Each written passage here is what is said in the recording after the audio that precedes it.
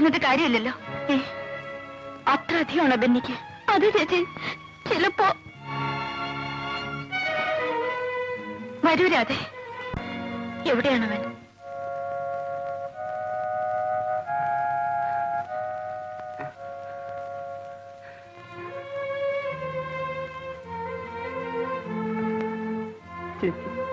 ഇപ്പൊ എങ്ങനെയുണ്ട്? ഞാൻ ജീവിക്കില്ല. ബെന്നി, മരിക്കുന്നതിന് മുമ്പ് എനിക്ക് ചേച്ചി ഒരു സത്യം അറിയിക്കാനുണ്ട്. അതിനെ കാണണമെന്ന് പറഞ്ഞത് ചേച്ചിയുടെ അനിയൻ ഉണ്ണിയെ കൊന്നത് ചേച്ചി എന്റെ ഡാഡിയാണ്.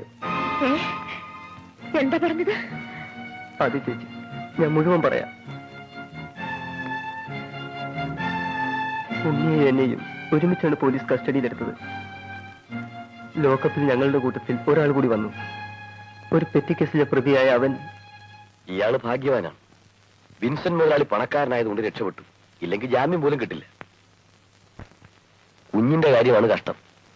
ഇപ്പൊ കിട്ടിയ അടിയും തൊഴിയൊന്നും കാര്യമല്ല. പോലീസ് ശരിക്കും ചോദ്യം ചെയ്യാൻ തുടങ്ങിയാൽ സഹിക്കില്ല. നഖത്തിനിടയിൽ സൂചി കുത്തും.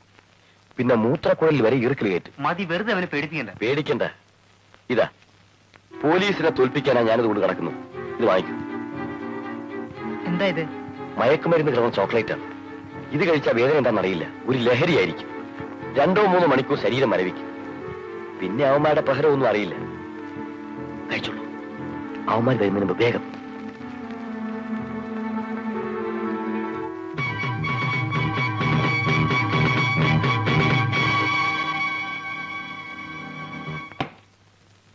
മിസ്റ്റർ വിൻസെന്റ്, ഈ 3 ലക്ഷം രൂപ നിങ്ങളുടെ മകന്റെ വിലയാണെന്ന് കരുതിക്കോളൂ.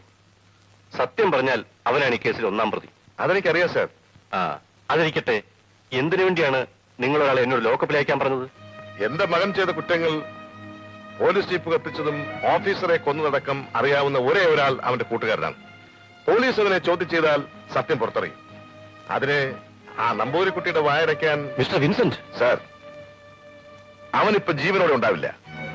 എങ്ങനെ അവനെ കൊന്നു? വിഷം കലർന്ന ചോക്ലേറ്റ് കൊടുത്തു. My God! സാറ് പേടിക്കണ്ട. പോലീസ് ചോദ്യം ചെയ്യുമ്പോൾ ചത്തല്ലേ വരൂ. പോസ്റ്റ്മോർട്ടത്തിന് അയച്ചാൽ? ഇല്ല, ചത്തെങ്കിൽ ആ ശവം നശിപ്പിക്കണം. ചേച്ചി, എന്റെ ഡാഡി ഏത് പാപത്തിന്റെ ഫലമാണ് ഞാൻ ഈ അനുഭവിക്കുന്നത്? അപ്പോ എന്റെ അനിയനെ കൊന്നത് സത്യരാജാണോ? അതെ ചേച്ചി, അവൻ തന്നെ, സത്യരാജ്.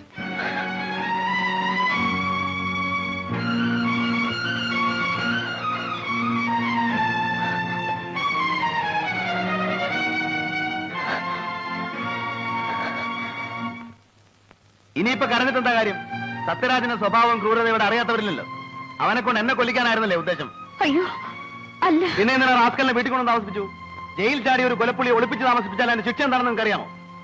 സാർ, ഇനിയും അവളെ വേദനിപ്പിക്കരുത്. എങ്കിൽ ഞാൻ പറയുന്നതനുസരിച്ച് സത്യരാജ് പറഞ്ഞ പോലെ നിങ്ങൾ വക്കീലിനെ ചെന്ന് കാണണം. അയാൾ തരുന്ന പണം അവനെ ഏൽപ്പിക്കണം. എനിക്കിനി അവനെ കാണാൻ വയ്യ. കാണണം. ഒരു സംശയം തോന്നാത്ത രീതിയിൽ അവനോട് പെരുമാറണം. എങ്ങനെ എനിക്കത് സാധിക്കും? ഇല്ലെങ്കിൽ അപകടമാണ്. അവന്റെ കയ്യിൽ ആയുധം ഉണ്ടെന്നല്ലേ പറഞ്ഞത്? പിസ്റ്റളോ, ചെൻകണ്ണോ, ഗ്രനേഡോ എന്തൊക്കെ ഉണ്ടെന്ന് ആർക്കറിയാം? പോലീസ് നിങ്ങളുടെ വീട്ടിൽ കടന്നാൽ തീർച്ചയായും ഏറ്റുമുട്ടലുണ്ടാവും. അതിനകത്തല്ലേ നിങ്ങളുടെ വയസ്സായ അച്ഛനും അമ്മയുള്ളത്. ചിലപ്പോൾ അവരെ രക്ഷിക്കാൻ കഴിഞ്ഞൊന്നും വരില്ല. അതുകൊണ്ടാ പറഞ്ഞത്, അവന്റെ പ്ലാൻ പ്രകാരം ആംബുലൻസ് കയറി വരട്ടെ. ആളൊഴിഞ്ഞ ഉമ്മലെ വെച്ച് ഞങ്ങൾ അറസ്റ്റ് ചെയ്തോളാം. അതുകൊണ്ട് നിങ്ങൾ നിങ്ങളുടെ വീട്ടിൽ പോണം, ഞങ്ങളെ സഹായിക്കാൻ. എന്താ? തീരെയും കൂടെ പോണം. നീ എന്റെ കോട്ടയത്ത് ഇരുന്നാ മതി. അപ്പോഴപ്പോ അവിടെ നടക്കുന്ന കാര്യങ്ങൾ എന്നെ അറിയിച്ചോണ്ടിരിക്കണം. ഞാൻ ഫോൺ ചെയ്ത് അന്വേഷിച്ചോളാം.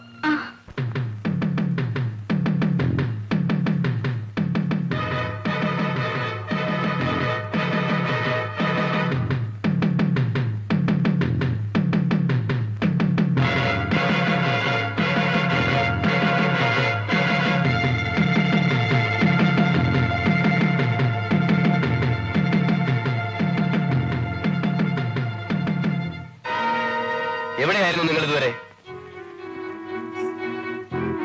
ആ പെട്ടി വരൂ. നീ തരാൻ. ആംബുലൻസ് വന്നാൽ ഉടനെ ഞാൻ അതിൽ കയറിപ്പോകും. അയലത്തുള്ളവർ ചോദിച്ചാൽ എന്തു പറയും? അറിയില്ല. അമ്മ പോകാൻ കൂട്ടാക്കാത്തത് കൊണ്ട് ആംബുലൻസ് തിരിച്ചയച്ചു എന്ന് പറയണം. ഉവ്വ്. എന്താ നിനക്കൊരു വല്ലായ്മ? ഒന്നുമില്ല.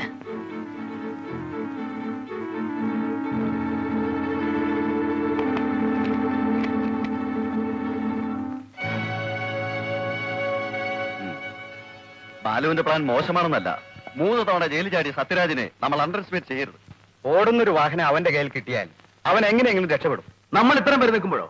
പ്ലീസ്, ആംബുലൻസിൽ കയറുമ്പോൾ വീടിന്റെ ഉമ്മർത്ത് വെച്ച് നമുക്കതിനെ വളഞ്ഞു പിടിക്കണം. ഞാൻ പറഞ്ഞില്ലേ, അത് റിസ്ക് ആണ്. ഈ ഓപ്പറേഷൻ എനിക്ക് വിട്ടുതരൂ. You see, I am your senior officer. ശരി സർ.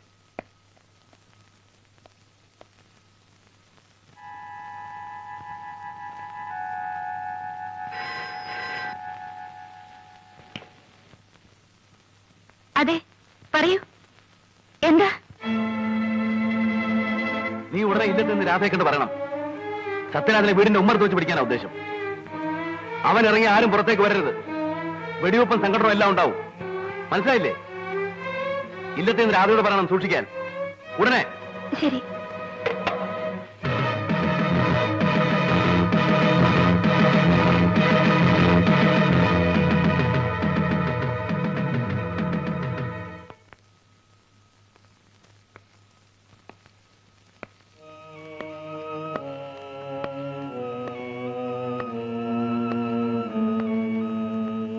ഇവരാരാ? എന്റെ സ്നേഹിതയാണ്. ഓഹോ, എന്നാൽ ഞാൻ ഇവിടെ നിന്ന് ഇറങ്ങുന്നത് വരെ സ്നേഹിത ഇവിടെ തന്നെ ഉണ്ടാവണം. വെളിയിലെങ്ങും പോകാൻ പാടില്ല. എന്താ, വിഷമമുണ്ടോ? ഇല്ല.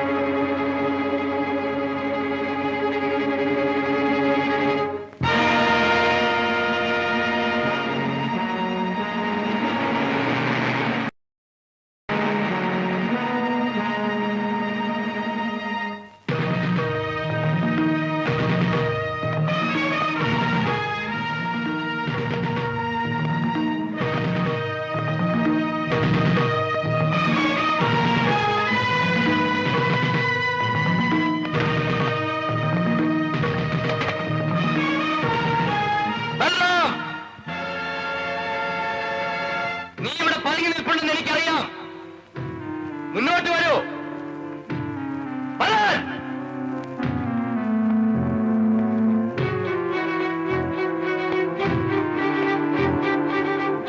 എനിക്ക് നിന്നോടൊരു കാര്യം സംസാരിക്കാനുണ്ട്. താമസിച്ചാൽ എന്റെ തോക്കിന് മുന്നിൽ നിൽക്കുന്ന 3 ജീവൻ നീ കാരണം നഷ്ടപ്പെടും.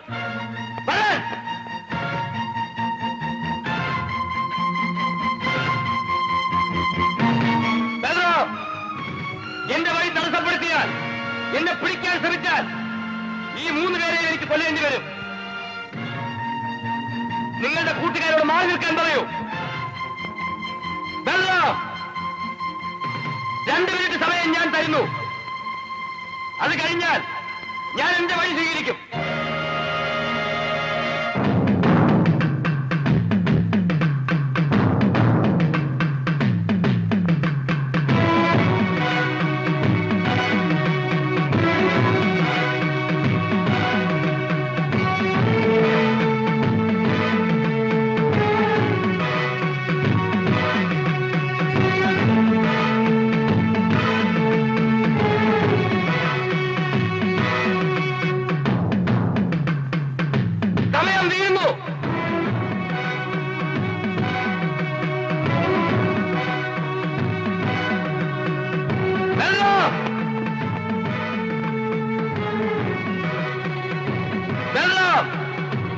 മുന്നോട്ട് വരൂ.